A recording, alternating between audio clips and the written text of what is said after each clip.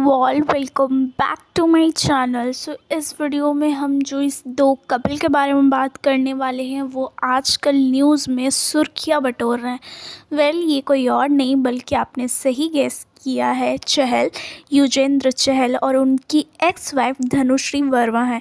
By the way ये उनकी ex wife है, ये अभी तक कंफर्मेशन नहीं हुआ है। ये इसलिए कंफर्मेशन नहीं हुआ है क्योंकि उन लोगों के थ्रू, इन दोनों ही पार्टनर्स के थ्रू कभी भी अभी तक स्टिल दिस डेट कोई भी कंफर्मेशन नहीं आई है।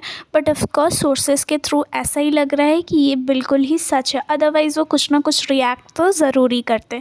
तो चलिए, अगर आप नहीं जानते इन दोनों को तो मैं इन दोनों का एक बैकग्राउंड दे देती हूँ आपको। तो जो चहल है वो एक क्रिकेटर है एंड आई थिंक ये उनका जो मेन प्रोफेशन है, इसकी वजह से उन्हें ग्रीन सिग्नल मिल चुकी है इस केस में।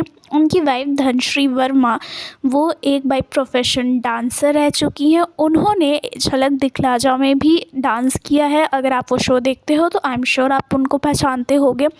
इसके अलावा भी ये यूट्यूब और इंस्टा वगैरह पे भी अपने कोरियोग्राफी और डांस के वीडियोस अक्सर डाला करती हैं।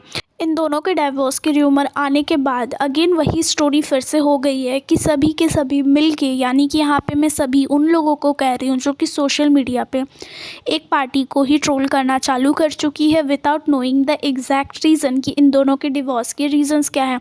पर स्पेकुलेशंस यही हैं कि धनश्री वर्मा गोल्ड डिगर हैं, एक्सेट्रा एक्सेट्रा, पैसों के लिए ये सब लगी हुई हैं।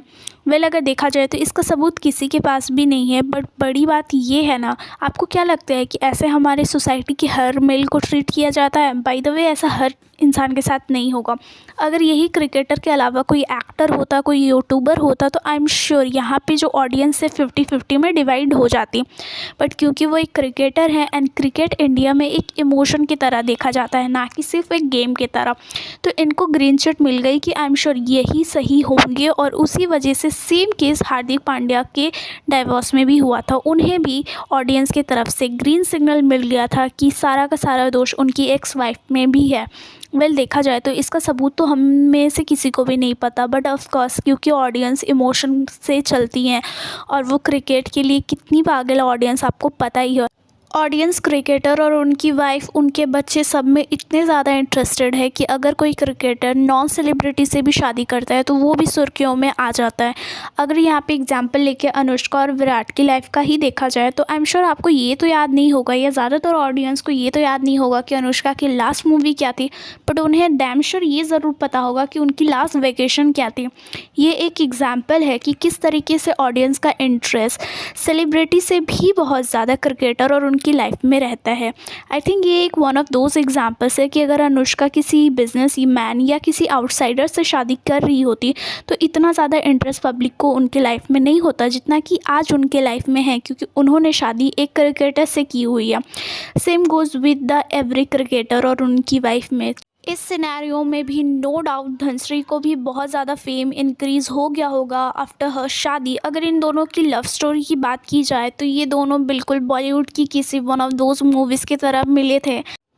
कोविड के दौरान चहल को डांस सीखने का मन हुआ था तो उन्होंने कांटेक्ट किया था धनुश्री वर्मा से और उन्हें उनको देखते ही प्यार हो गया। And I think with in 2 months ये दोनों इंगेज हो गए, शादी हो गया।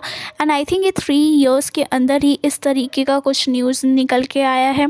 तो हमें रीज़न एग्जैक्ट तो नहीं पता, बट ऑफकोर्स हम ये गेस कर सकते हैं कि ये कुछ भी हो सकता है। सारा दोष एक पार्टी का भी हो सकता है, सारा दोष दोनों पार्टी का भी हो सकता है। We are nobody to जज them.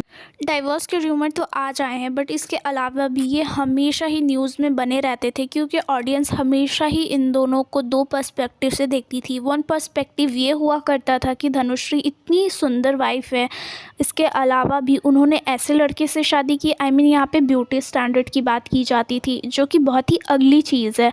And the harsh reality is कि सोसाइटी ऐसे ही फंक्शन करती है।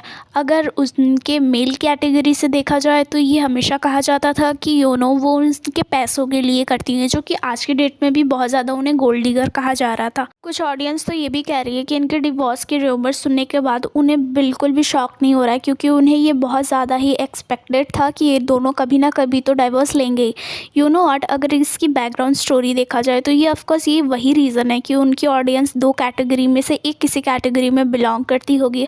आइदर उनको ये लगता होगा कि लड़की गोल्ड डिगर है, या फिर उन्हें ये लगता होगा कि लड़का खूबसूरती देख के भाग कर आया है।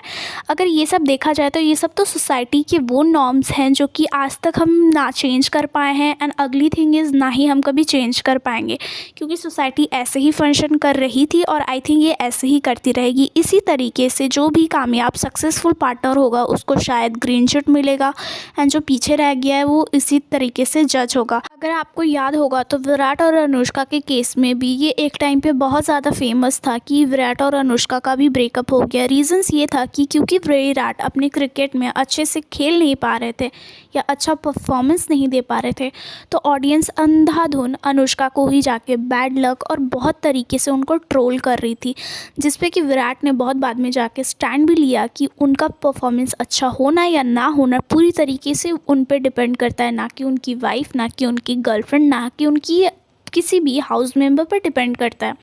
And that was all from my side you guys. I hope आपको ये वीडियो अच्छी लगी होगी। अच्छी लगी है तो आपको क्या करना है, आई एम श्योर आपको पता होगा। अगर नहीं पता है तो चलो मैं एक बार फिर से बता देती हूँ।